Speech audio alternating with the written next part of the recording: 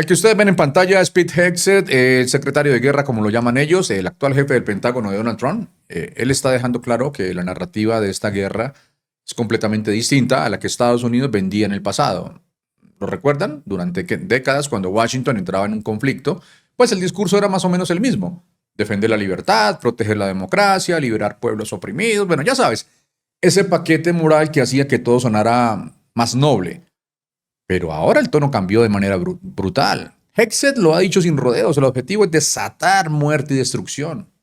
No justicia, no reconstrucción, no democracia. Venganza. Miren, lo curioso es que este mismo hombre hace años hablaba de la guerra de una forma muy diferente. Cuando decidió ir a Irak en 2005, decía que sentía un llamado moral después de leer sobre un atentado que mató a niños iraquíes. En aquel entonces hablaba de combatir el mal y evitar que esa ideología triunfara.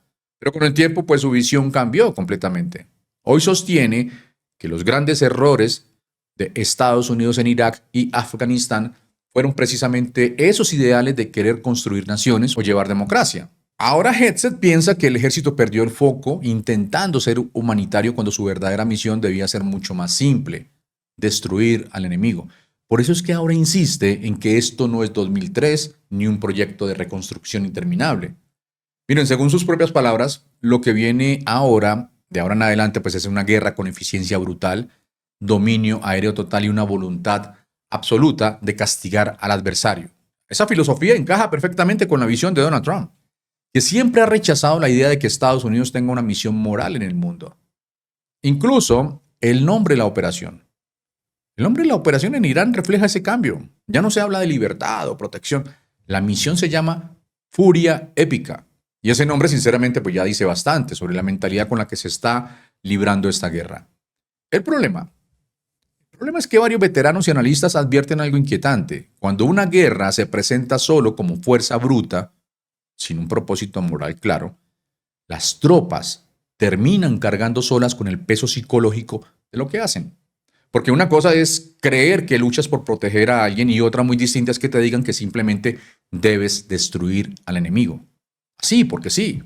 Y ahí es donde empieza el verdadero dilema que esta guerra podría dejar detrás. Y claro, cuando esa mentalidad se instala arriba en la cúpula, pues empieza a filtrarse hacia todo el discurso político alrededor de la guerra. Y un ejemplo clarísimo es el senador Lindsey Graham. Escuchen lo que dijo en un evento público. Graham literalmente afirmó lo siguiente: me siento bien sobre hacia dónde va nuestra nación. Estamos matando a toda la gente correcta. Sí, claro, como los niños en la escuela. Y estamos recortando sus impuestos. Trump es mi presidente favorito. Nos hemos quedado sin bombas. En la Segunda Guerra Mundial no nos quedamos sin bombas. So I just want to say, I feel good about the Republican Party. I feel good about where we're going as a nation. We're killing all the right people and we're cutting your taxes. Trump is my favorite president. We've run out of bombs. We didn't run out of bombs in World War II. Bueno, y uno escucha eso y se queda un momento procesándolo, porque no estamos hablando de un comentarista de televisión ni de un troll en internet. Estamos hablando de un senador de los Estados Unidos, alguien que participa directamente en las decisiones de guerra. Decir abiertamente que estamos matando a la gente correcta y que el problema es que se quedaron sin bombas, bueno, revela hasta qué punto el lenguaje político se ha desplazado hacia una lógica completamente militarizada, casi industrial. Como si el conflicto fuera una cuestión de producción. Más bombas, más ataques, más destrucción. Y esa frase final, compararlo con la Segunda Guerra Mundial, pues tampoco es casual. Ese tipo de referencias históricas se utilizan precisamente para justificar una escalada mayor, para normalizar la idea de que lo que viene podría ser todavía más grande.